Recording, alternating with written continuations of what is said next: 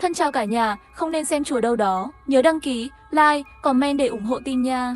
Mẹ tôi vì muốn lấy 20.000 tệ xính lễ cho em trai đã đích thân bán tôi sang Myanmar. Bà ấy nghĩ tôi sẽ rất buồn, nhưng mỗi ngày tôi đều vui vẻ đi đào lửa.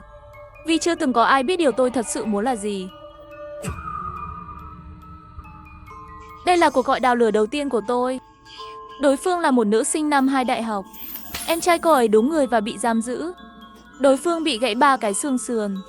Họ tuyên bố nhất định sẽ đưa em trai cô ấy vào tù. Trương Vũ Mao chính là chị gái của Thu Minh. Bố mẹ tôi nhất định sẽ để em trai cô vào tù. Cô biết điều đó chứ? Không ai có thể khuyên được tôi thay đổi. Vậy thì phải làm sao? Phải làm sao? Đền tiền thôi, phải làm sao? 20.000 gửi vào tài khoản của tôi vào thứ 6. Tôi đảm bảo em trai cô sẽ không bị vào tù. Nhiều tiền như vậy sao? Chị ơi, em không có nhiều tiền như thế. Có thể bớt một chút không? Bớt thế nào được? Em trai tôi bị gãy đến 3 cái xương sườn. Đó là vì tôi biết hoàn cảnh gia đình cô khó khăn, nên tôi mới giảm giá cho cô. Sau đó tôi cân nhắc thêm và cuối cùng nói ra lời dẫn dụ. Không có tiền cũng không sao. Cô còn trẻ mà, lại xinh đẹp nữa. Muốn kiếm tiền đâu có khó. Cô gái nhỏ rõ ràng bị tôi dọa sợ. Nức nở nói cô ấy không thể làm những việc như thế. Không phải bảo cô làm việc đó. Cô chưa từng nghe về vay khỏa thân sao? Chỉ cần chụp ảnh cùng chứng minh nhân dân là xong. Tiền sẽ được chuyển ngay lập tức. Đến lúc đó cô đi làm trả nợ dần là được rồi. Đối phương rơi vào suy nghĩ. Tôi càng đẩy mạnh thêm vào tâm trí của đối phương. Không cần suy nghĩ nhiều, chỉ là chụp vài tấm ảnh thôi mà. Vậy là em trai cô không phải vào tù nữa. Cô không thể hy sinh chút đó vì em trai mình sao? Sau một lúc im lặng lâu, cô ấy cuối cùng cũng đáp lại một câu được. Khủng xấu bên đầu tôi cuối cùng cũng được bỏ xuống. Chẳng bao lâu, thành tích của tôi đã được ghi với con số 20. Tôi đã làm ở đây nửa tháng rồi. Đây là đơn đầu tiên của tôi. Có người tin vào trò lừa của tôi, cũng có người không tin, mắng tôi là kẻ đào lửa. Lúc đầu tôi không hiểu. Nếu đã muốn lừa tiền, tại sao không lừa những người giàu có? Cho đến khi gọi điện thoại nửa tháng sau, tôi mới dần dần hiểu ra. Những người đang vật lộn trong cuộc sống, những người đã kiệt quệ tinh thần, sẽ cố gắng hết sức để nắm lấy sợi dây người khác đưa ra. Có lẽ vì trước đây tôi từng làm trong ngành bán hàng, nên thành tích của tôi ngày càng tốt hơn. Trong buổi lễ khen thưởng 1 tháng sau, thành tích của tôi đã vươn lên vị trí thứ 2. Sau một thời gian dài, tôi lại gặp lại người đàn ông đó. Anh ta khá đẹp trai, ở đây ai cũng gọi anh ta là Lệ Ca. Nhưng tôi biết anh ta không phải là ông chủ lớn đằng sau, chỉ là một kẻ đứng đầu nhóm nhỏ này thôi. 3 người có thành tích cao nhất lúc đó, mỗi người đều được 2 vệ sĩ áp giải. Một cô gái, 2 chàng trai. Ánh mắt của Lệ Ca lướt qua cô gái một vòng rồi bĩu môi. Sau đó phất tay bảo người bên cạnh kéo cô đi. Làm phiền các người rồi. Cô gái ngay lập tức quỳ xuống. Lệ Ca, xin anh, cho tôi thêm một cơ hội nữa. Tôi có thể làm được mà. Thật sự tôi có thể. Nhưng Lệ Ca hoàn toàn phớt lờ cô ấy và chuyển ánh nhìn sang 2 chàng trai còn lại. Cô này thì đưa vào ngân hàng máu làm người hiến máu, còn người kia thì lấy hết nội tạng đi. Nói xong, anh ta đột nhiên nhìn về phía tôi. Tôi giật mình sợ hãi và bị buộc phải bước tới trước mặt Lệ Ca. Anh ta mỉm cười vỗ vai tôi. Đừng sợ, tôi sẽ không làm hại cô. Thật tiếc. Trông cô xinh đẹp vậy mà lại có khả năng giỏi đến thế. Cô là người đứng đầu về thành tích tháng này của chúng ta, có thể nhận được một phần thưởng. Cô muốn gì? Bất cứ yêu cầu gì cũng được sao? Tất nhiên. Vậy tôi có thể gọi một cuộc điện thoại mà tôi muốn không? Ánh mắt của Lệ Ca đột nhiên trở nên sắc bén.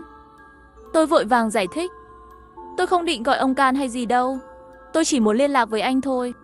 Tốt nhất đừng có giở trò gì. Anh ta đưa tay làm dấu khủng xấu nhắm vào thái dương tôi và bắn đòn một tiếng. Tôi giật bắn mình, phản xạ tự nhiên quỳ xuống. Lệ Ca lúc này bật cười lớn.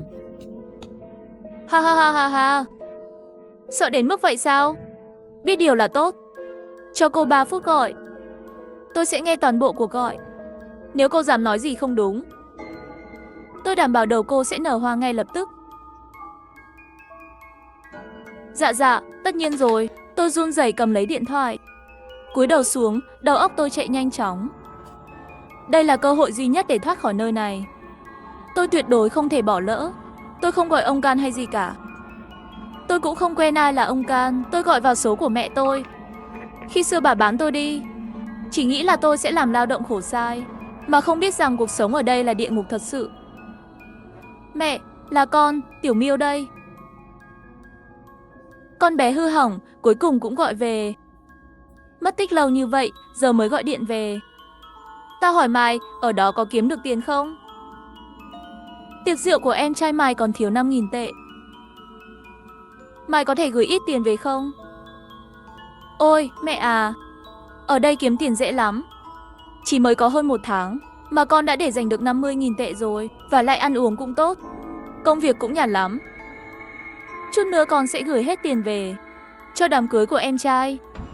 Thật không? Mày kiếm được 50.000 trong 1 tháng sao? Tất nhiên rồi mẹ. Đến lúc nhận được tiền là mẹ biết ngay. Lệ Ca giơ tay chỉ vào đồng hồ Rolex của anh ta. Tôi vội vàng chào mẹ lần cuối. Mẹ à, ở đây con ổn cả. Không cần phải lo cho con thật sự nhớ mọi người. Nếu có người thân nào đó bên cạnh con thì tốt biết mấy.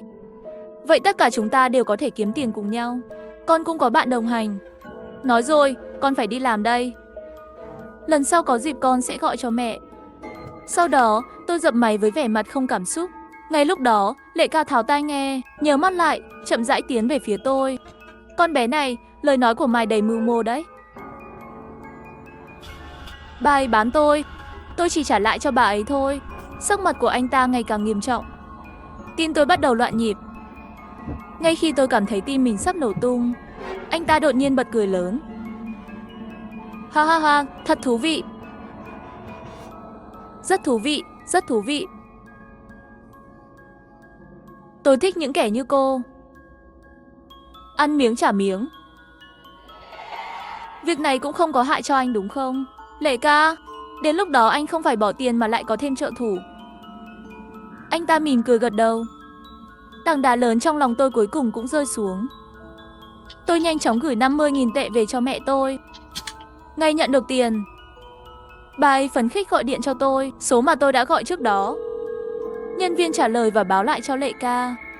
Lệ Ca gọi tôi qua để nghe điện thoại. Ngay khi nhấc điện thoại lên, tôi đã biết mọi thứ đã đi đúng hướng. Con cá đã cắn câu. Giờ tôi chỉ cần làm cho nó cắn chặt hơn nữa. Mẹ nhận được tiền chưa? Nhận rồi, nhận được rồi.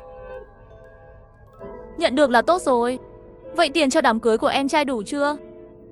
Giọng tôi cẩn thận và nhẹ nhàng, toát lên vẻ quan tâm âm thầm.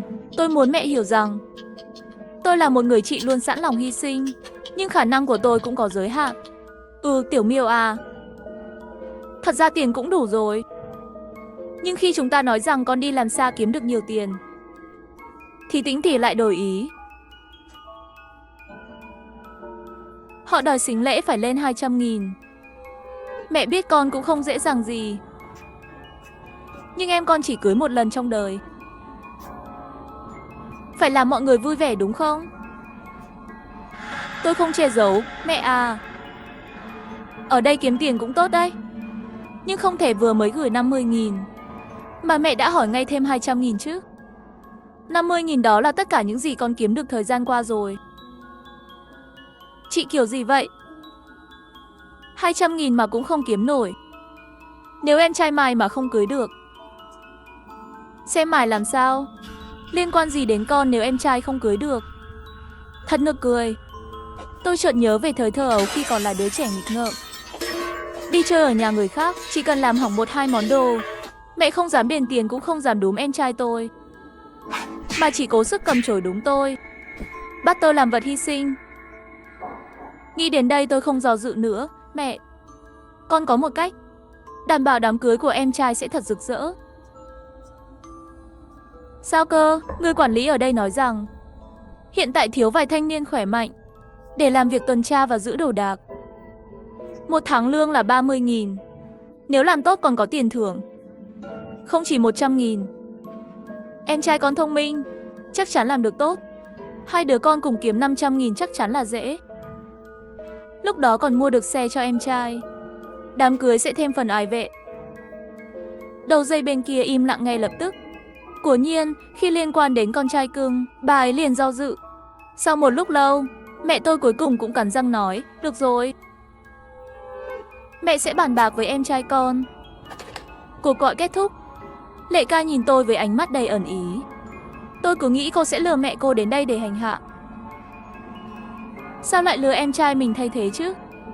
Con trai quý báu của bà ta đau khổ thì bà ta mới đau khổ chứ. Hơn nữa, em trai tôi có máu gấu trúc. Mấy ngày nay tôi đứng ngồi không yên. Khi gọi điện thoại cũng không thể tập trung. Thành tích của tôi dần dần rơi xuống vị trí ác chót.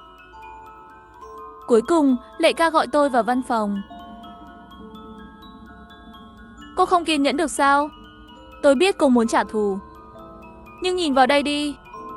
Anh ta chỉ vào bảng xếp hạng thành tích trên máy tính. Vị trí áp chót sáng rực trên đó. Đột nhiên, Lệ ca tiến lại gần bên tôi. Hơi thở nóng bỏng của anh ta phả vào tai tôi. Lúc đó điện thoại bất chợt đổ chuông. Là mẹ tôi gọi. Hello. Tiểu Miêu, là mẹ đây. Sao rồi, em con có đồng ý không? Cuộc sống ở đó thật sự tốt như con nói chứ? Con kiếm được nhiều tiền nữa sao? Tất nhiên rồi, nếu không làm sao con có thể gửi 50.000 cho đám cưới của em trai được. Hơi thở của bà ấy lập tức trở nên ngập ngừng. Bà ấy đang do dự, nhưng em trai tôi không chịu đựng được nữa. Để con đi, chị. Để con đi, tôi siết chặt tay để không bật cười. Được rồi, chị sẽ nhờ mẹ liên lạc với người kia. Chị sẽ đến đón em. 4 ngày sau, tôi lại ở trong nhà tò nước như ngày nào. Và thấy em trai mà tôi không gặp gần 2 tháng. Khi xưa tôi ở đây, đã phải chịu đựng 3 năm mới suy sụp. Nhưng em tôi không chịu nổi 3 tiếng. Đã quỳ gối như một con chó. Liên tục cầu xin, Tiểu Miêu, cứu em với. Khi bàn tay bẩn thỉu của nó định chạm vào chân tôi lạnh lùng bước sang một bên. Em tôi lập tức sững lại và hiểu ra mọi chuyện. Là chị cố tình lừa em đến đây. Sao nào? Đây là kỹ năng mới mà tôi học được ở đây. Cậu có biết về bỏ máu không? Đó là cách người ta rút máu của cậu từ từ. Bán cho những người cần máu gấu trúc. Cậu sẽ không chốt ngay đâu. Mỗi ngày vẫn được ăn ngon nữa. Nó nổi điên lên vì tôi kích thích. Giận dữ giơ tay lên định đúm tôi, nhưng bị tôi giữ chặt tay và tát ngược lại mạnh mẽ. Mày dám đúm tao? Tiểu Hùng, mày nghĩ đây vẫn là ở nhà sao? Nếu không muốn chớp thì nghe lời tao cho tốt. Chỉ có tao mới có thể đảm bảo mày về nhà an toàn. Ánh mắt nó đột nhiên dao động. Nhưng ý chí sống sót khiến nó phải cúi đầu trước tôi. Sau đó, Tiểu Hùng bị Lệ ca xếp vào bên cạnh tôi để cùng gọi điện thoại. Em tôi là kẻ rất tàn nhẫn, nên thành tích của nó nhanh chóng lên hạng đầu. Thành tích của tôi mặc dù có tăng chút ít, nhưng vẫn xếp hạng 3 từ dưới lên. Còn 3 ngày nữa là đến buổi tổng kết cuối tháng. Tiểu Hùng cười nham hiểm và nói, chị à, chị có biết không, hóa ra chị không lừa em thật. Là sao? Nơi này của thật tốt như chị nói. Công việc nhàn nhã, đồ ăn ngon, chỗ ở cũng tốt, còn kiếm ra tiền nữa. Phải cảm ơn chị đã giới thiệu cho em một công việc tốt như vậy. Em không muốn về nhà nữa. Em định ở lại đây sao? Tất nhiên rồi, nơi này mới là chỗ kiếm nhiều tiền. Còn về chị, ngày mai em sẽ nhờ Lệ ca nương tay với chị. Ha ha ha, rất nhanh đã đến ngày tính sổ cuối tháng. Tôi run rẩy đứng giữa đám đông. Còn Tiểu Hùng thì đứng ở đầu hàng. Nó không hề sợ hãi chút nào, mà ngược lại còn đầy tự mãn và kiêu hãnh. Lệ ca hô lớn như thường lệ, mở bảng xếp hạng thành tích lên. Tôi nhìn chằm chằm vào tên mình, không dám tin. Tất nhiên, người bất ngờ không chỉ có tôi, mà còn có em trai tôi. Tôi ngẩng đầu lên và mỉm cười ngại ngùng với em trai. Lệ ca chỉ vào con số 200.000 trong thành tích của tôi và cười lớn. Ha ha ha. Ngay cả mẹ ruột cũng lừa. Quả nhiên là người tôi chọn không sai. Thật tàn nhẫn. Khuôn mặt của em trai tôi biến thành sự căm phẫn. Chị điên rồi sao? Đồ hèn hạ, chị dám lừa cả tiền của mẹ à? Đó là tiền dưỡng da của bà ấy. Sao chị dám? Tôi dám sao? Tất nhiên là dám chứ. Bà ấy là mẹ tôi sao? Bà ấy là mẹ cậu. chứ không phải của tôi. Tiểu Hùng tức đến nổ tung. Nhìn thấy nó lại giơ tay lên. Lệ ca bước đến, cười lớn. Ô, hai người là chị em à? Sao lại cãi nhau thế này? Phi, nó không xứng đáng làm chị tôi. Tôi mang nó đến đây là để thay thế cho tôi. Tôi không quan tâm đến điều đó. Ở chỗ tôi chỉ quan tâm ai kiếm ra tiền cho tôi. Nếu không kiếm ra tiền thì đi làm người hiến máu. Nghe rõ chưa? Cô biết tôi cần gì mà. Tháng tiếp theo, tôi và em trai bắt đầu thi đua, điên cuồng gọi các cuộc điện thoại đào lửa.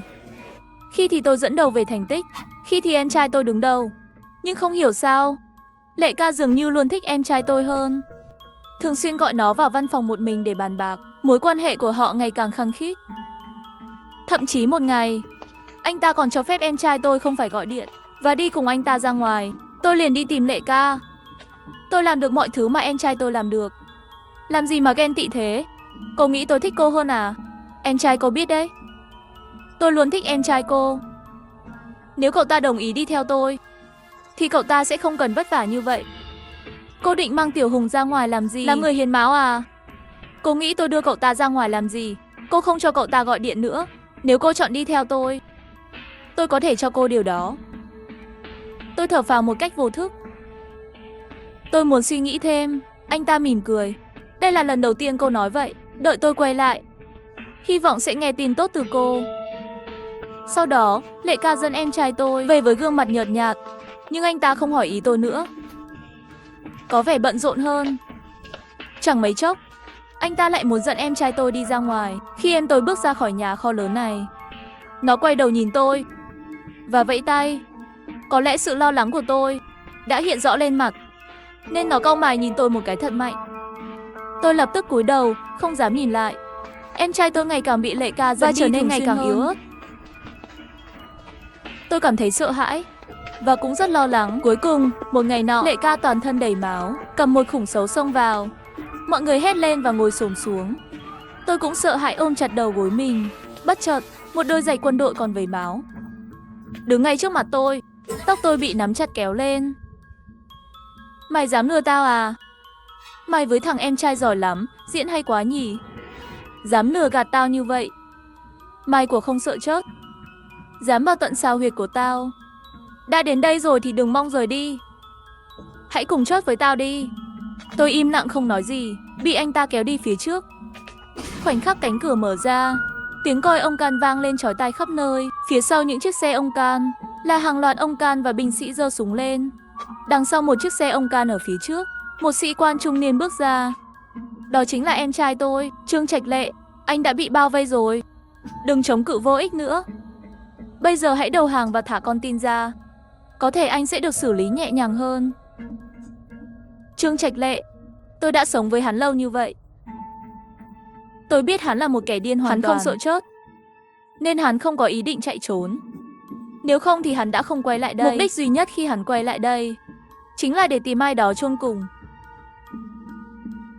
Mày đáng chết, nhưng tao sẽ không giết mày trước đâu. Tao muốn mày phải chứng kiến những người này chết trước mặt mày. Như thế mới đau khổ hơn chứ. Khi Trương Trạch Lệ giơ súng lên và định bóp cò nhắm vào con tin, tôi đã dùng chiếc kim loại giấu trong tay áo đâm sâu vào ngực Trương Trạch Lệ. Sau đó, tôi cũng mất dần ý thức. Tôi thấy mình chìm vào bóng tối và nhìn thấy khuôn mặt của em trai mình. Đúng vậy, tôi từng có một người em trai, nhưng không phải là viên ông can trước mặt tôi. Nó đã bị lừa đến vùng biên giới và chết ở một nơi không ai biết. Tôi là một ông can với mong muốn đơn giản là thế giới này không còn đào lửa và mọi người sẽ cảnh giác hơn. Trên đời này không có bữa trưa nào miễn phí.